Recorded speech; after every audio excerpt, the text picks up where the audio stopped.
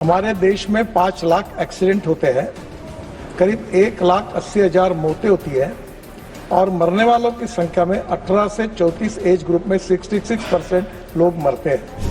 ये इतनी भयंकर बात है कि कोई दंगे में, कोई लड़ाई में कई लोग इतने नहीं मरते, इतने इसमें जा रहे हैं। और रोड सुरक्षा के लिए मोबाइल रखकर स्कूटर पर और गाड़ी पर बैठकर बात नहीं करना, 10 मिनट के अंदर एम्बुलेंस जानी चाहिए। और उसमें यह ध्यान में आया कि ये 50,000 लोग जो मरे हैं, अगर इनको समय पर अगर मेडिकल ट्रीटमेंट मिल जाती तो उनकी जान बच सकती, जो बात आपने कही, इट्स वेरी इंपॉर्टेंट। तो आप जो भी उसको लेकर हॉस्पिटल पहुंचाएगा, उस व्यक्ति को हम राहगीर डिक्लेयर करेंगे और उसको 25,000 रुपए का अवार्ड देंगे। दूसरी बात, वो जो भी हॉस्पिटल में लेके जाएंगे उसको मिनिमम 7 दिन का खर्चा 1.5 लाख रुपए और 7 दिन का जो खर्चा होगा वो आएगा वो हम उसको तुरंत NHI के इसमें से हमने उनका इंश्योरेंस करके देने वाले।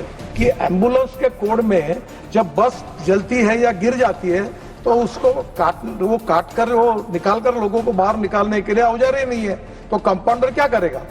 पर हमारी कंडीशन ये होगी कि कोई भी एक्सीडेंट होगा तो 10 मिनट के अंदर आपकी एम्बुलेंस वहां पहुंचनी चाहिए।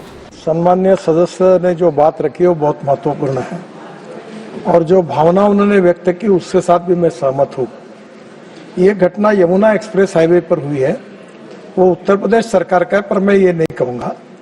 हमारे देश में 5 लाख एक्सीडेंट होते हैं, करीब 1,80,000 मौतें होती है और मरने वालों की संख्या में 18 से 34 एज ग्रुप में 66% लोग मरते हैं। ये इतनी भयंकर बात है कि कोई दंगे में, कोई लड़ाई में कई लोग इतने नहीं मरते, इतने इसमें जा रहे हैं। और इसके कारण हम लोग लगातार, मैं ये भी मानना करता हूँ, हम बहुत कोशिश कर रहे हैं पर हमें सफलता नहीं मिली। इसमें रोड इंजीनियरिंग और ऑटोमोबाइल इंजीनियरिंग में बहुत सुधार हुआ। इसके बाद में एनफोर्समेंट के लॉ जो है हमने और स्ट्रिक्ट बनाया, फाइन बढ़ा दिए। ह्यूमन बिहेवियर ये हमारी सबसे बड़ी समस्या है और रोड सुरक्षा के लिए मोबाइल रखकर स्कूटर पर और गाड़ी पर बैठकर बात नहीं करना, जहाँ तक ड्राइविंग करते समय लेन डिसिप्लिन का पालन करना, हेलमेट पहनना, ऐसी बहुत सी बातें हैं। पर आप जो कह रहे हैं इसमें एक बात मेरे भी ध्यान में आया और मेरा खुद एक्सीडेंट हुआ था, मैं भी इसका भुगतभोगी हूँ। और ये आप बिल्कुल सही कह रहे हैं कि 10 मिनट के अंदर एम्बुलेंस जानी चाहिए। ये IIM दिल्ली ने एक अध्ययन किया और उसमें यह ध्यान में आया कि ये 50,000 लोग जो मरे हैं, अगर इनको समय पर अगर मेडिकल ट्रीटमेंट मिल जाती तो उनकी जान बच सकती, जो बात आपने कही, इट्स वेरी इंपॉर्टेंट। और ये करने के बाद हमने 2 योजनाएं की है।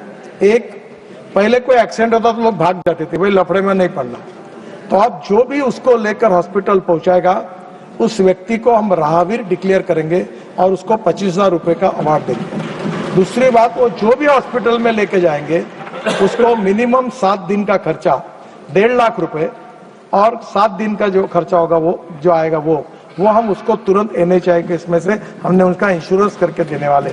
और तीसरी बात, आप जो कह रहे हैं ये मेरे ध्यान में आई है कि एम्बुलेंस नहीं पहुंचती, पर जो राज्य सरकार की 118, 112 ऐसे अलग अलग नंबर रखते हैं, तो अभी हमने उनको कहा एक नंबर रखेंगे। और मैंने NHI में ये तय किया कि एम्बुलेंस में डॉक्टर और सब मॉडर्न एम्बुलेंस रखना, ECG निकालना, बैंडेज बांधना। और इम्पोर्टेंट एक बात है कि एम्बुलेंस के कोड में जब बस जलती है या गिर जाती है तो उसको काट कर निकाल कर लोगों को बाहर निकालने के लिए औजार ही नहीं है, तो कंपाउंडर क्या करेगा। कोई उसको ऑक्सीजन सिलेंडर से क्या करेगा। तो अभी एक स्पेशल टूल्स तैयार करके वो भी एम्बुलेंस में रख रहे हैं, तो वो कोड बनाया हमने ताकि तुरंत बस गाय में गिर जाती है तो उसको काट कर हम लोगों की जान बचा सके।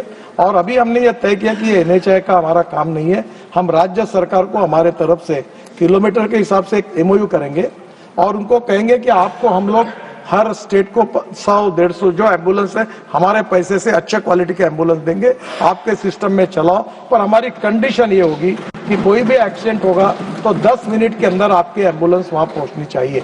तो निश्चित रूप से संवेदनशीलता के रूप से आपने जो बात रखी है उसके ऊपर हम जरूर काम करेंगे।